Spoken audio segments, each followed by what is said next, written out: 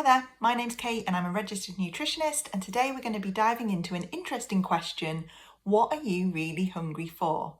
If you've ever found yourself eating when you're not hungry or unsatisfied after a meal or snack, then stick with me because we're going to break it down together. When I work with clients, we often focus on tuning into those hunger and fullness cues, so listening to our bodies and then respecting those signals. So that's eating when you're hungry and stopping when you're full. But here's the thing, it's not about creating another set of rules that we must abide to, like I can only eat when I'm hungry and I always must stop when I'm full.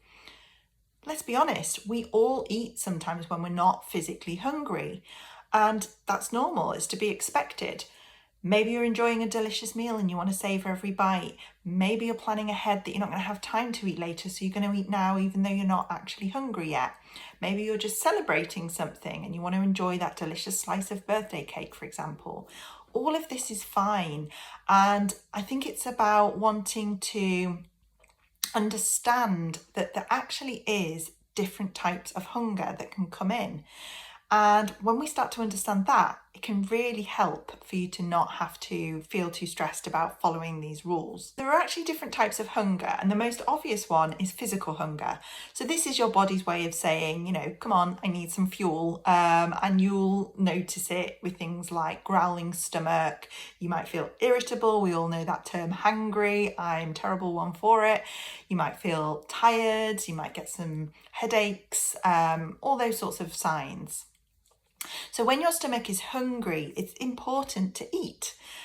But we want to then think about the purpose of that eating to be to satisfy that hunger. So choosing foods that will really meet that need is important. So, for example, grabbing a chocolate bar in that moment is going to give you sort of a quick fix of energy, but it's not going to last you very long and it's not going to fill that tummy very much. So instead, when you're physically hungry, choosing foods that are a mix of protein, fiber, and healthy fats is going to really help you to satisfy that hunger, to feel fuller for longer, and that's going to help you to move between meals without kind of feeling hungry all day long. Now, the next type of hunger is called mouth hunger, and this is when you crave for a specific taste or maybe texture. So it might be that you're like, I really fancy something crunchy or creamy or sweet or spicy. And have you ever had a meal where it just doesn't seem to hit the spot, and then later you found yourself raiding the cupboard? And that might be mouth hunger in action. You've not had enough variety of tastes and textures in that meal to satisfy the thing that you were looking for, so you're scratching around for it afterwards. So to avoid that, try adding in a variety of different tastes and textures to meals or snacks.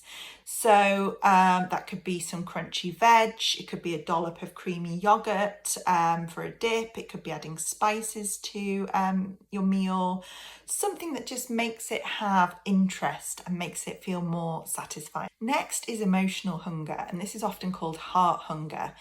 And this is something that happens when you're not physically hungry.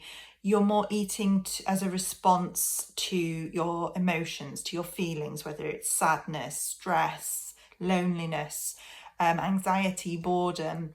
And it is really normal to eat when you are emotional. We all do that. I guess the problem comes when it's your main way of coping and you don't have other helpful ways to cope with those difficult emotions. So often people think that emotional eating is about not having enough willpower, being weak, but actually it's more of just the fact that you don't have the right emotional regulation strategies and tools to help you to support yourself and respond to those emotions in a more helpful way.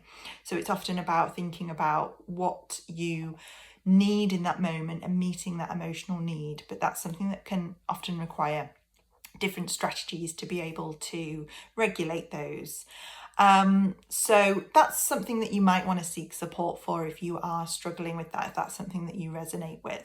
So there's also social hunger, and this is a big part of how we use food to connect with others. And I think this is a really important part. You often hear me talking about the joy of eating, and I think, that's the point, that food is about more than just filling up our tummies or meeting a certain calorie count.